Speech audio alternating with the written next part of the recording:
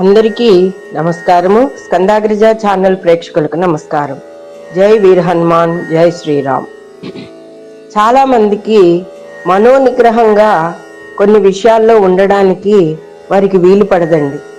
వారికి కోపం వచ్చినా, ఏదైనా చూసింది నచ్చకపోయినా గమ్మున ఒక మాట వదిలేస్తూ ఉంటారు. లేకపోతే వ్యంగ్యంగా వెటకారంగా మాట్లాడడం, ఎదుటి వారిని నొప్పించేటట్టు మాట్లాడడం, లేకపోతే గుచ్చేటట్టు మాట్లాడడం, ఇట్లాంటివి జరుగుతూ ఉంటాయి. వారికి పెద్దవాళ్ళు అందరూ చెప్తారు, నువ్వు ఇలా మాట్లాడకూడదు, కొంచెం మాటని పొదుపుగా మాట్లాడడం, పద్ధతిగా ఉండడం నేర్చుకోమని. ఇటువంటివన్నీ కూడా కొన్ని మనోనిగ్రహంలోకే వస్తాయి. అలాగే కొంతమందికి వేశ్యాలోలురు ఉంటారు, జోదలోలురు ఉంటారు, కొంతమందికి బద్ధకం ఎక్కువగా ఉంటుంది, మరికొంతమందికి డబ్బులు జల్సాగా ఖర్చు పెట్టేస్తూ ఉంటారు, మరికొంతమందికి గమ్మును చేయి చేసుకోవడం అనేది అలవాటు ఉంటుంది, మరికొంతమందికి జింహచాపల్యం కూడా ఎక్కువగానే ఉంటుంది. ఇవన్నీ మనోనిగ్రహానికి సంబంధించినవే. మన ఇంద్రియములన్నీ కూడా మన మనస్సు చెప్పినట్టు బుద్ధిగా ఉండేటట్టుగా మనోనిగ్రహంగా ముందుకు వెళ్ళాలి అంటే ప్రధాన దైవము ఆంజనేయ స్వామి అండి. ఆయన రాముల వారికి కనబడినప్పుడు రామ దర్శనం ఆ హనుమంతుల వారు చేసుకున్నప్పుడు చేతులు కట్టుకు నిలబడి అసలు ఆయన యొక్క మాటలు, వ్యాకరణం గాని, ఆయన ఆహార్యం గాని, ఆయన గంభీరం గాని, ఆయన చూపులో గాని ప్రతి కుర్రవాడు కూడా ఇది విన్నది చదువుకుని ఆయన పద్ధతిగా ఉండాలి అంటే హనుమంతుడి పూజే చేసుకోవాలి. అంత గొప్ప వ్యక్తి హనుమంతుడు. ఇప్పుడు లంకను దాటుతూ ఏదో లంక పని మీద వెళ్ళాము, ఏదో చేసేసాము, వాళ్ళు అడిగింది చేసేసాము అన్నది కాకుండా ఒక లక్ష్యం, ఆ లక్ష్యం నెరవేరాలి అంటే సుందరకాండ ప్రధానమైనది. సుందరకాండలో ఇంకెన్ని ప్రధానమైనవి ఉన్నాయో అంటే చూడకూడనివి చూసినా కూడా ఏమాత్రం చలించని గొప్ప దైవం ఎవరంటే హనుమంతుడు. అంటే ఇప్పుడు అక్కడ ఎన్నో అందమైన గృహాలు చూశారు, బంగారు నిర్మాణాలతో ఉన్న నవరత్నాలతో పొదిగిన విమానాలు చూశారు, అలాగే అమ్మాయిల యొక్క పద్ధతులు చూశారు, అక్కడ రాక్షస వనితల యొక్క పద్ధతులు చూశారు, వారి యొక్క ఆహారపు అలవాట్లను చూశారు. మరి ఇన్ని చూసినా కూడా ఆయన దృష్టిలో నేను ఎందుకు వచ్చాను, ఏ పని మీద వచ్చాను, ఆ పనే చేసుకుని వెళ్ళాలి మనం అనే లక్ష్య సాధనతోటి ఆయన సీతాదేవిని వెతకడం ప్రారంభించారు. కాబట్టి ప్రతి వాళ్ళు కూడా, కొంతమంది షష్ఠి పూర్తయినా కూడా వాళ్ళకి మాటలో మార్పు రాదు, చేతల్లో మార్పు రాదు. చేత మనలోని ఇంద్రియ నిగ్రహములన్నీ కూడా మనోనిగ్రహంతో ముందుకు వెళ్ళాలి అంటే గనక ఇక్కడ 55వ సర్గలోని 4వ శ్లోకం చాలా విశేషమైనది. అలాగే 55వ స్వర్గ ఇలాంటి విషయాల పట్ల మనం జాగ్రత్తలు వహిస్తూ మనోనిగ్రహంతో ఉంటూ దేనికి కూడా వాటిపైన మోము చూపకుండా ఉండడానికంటే ఈ మనోనిగ్రహాన్ని మనల్ని పెంచే శ్లోకం ఒకటి ఉంది.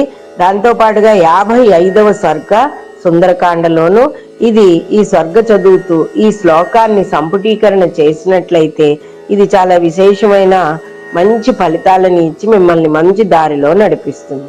అయితే దీనికి ప్రత్యేక నివేదన చెప్పబడిందండి. అదే దానిమ్మ పండు నివేదన. అది ఎవరైతే చేస్తున్నారో వారే భుజించాలి. ఇది అలాగే మీ పిల్లలకి ఇలాంటివి రావాలి, వాళ్ళు పద్ధతిగా ఉండాలి, మనోనిగ్రహంగా ఉండాలి, చదువు మీద దృష్టి పెట్టాలి, చెడు అలవాట్లకు లోను కాకుండా ఉండాలి అని ఏ తల్లైనా ఏ తండ్రి అయినా చేసినట్లయితే వారు పిల్లలకి కూడా తినిపించి వారు కూడా భుజించాలి. ఎవరి కోసం చేస్తున్నారు అన్నది.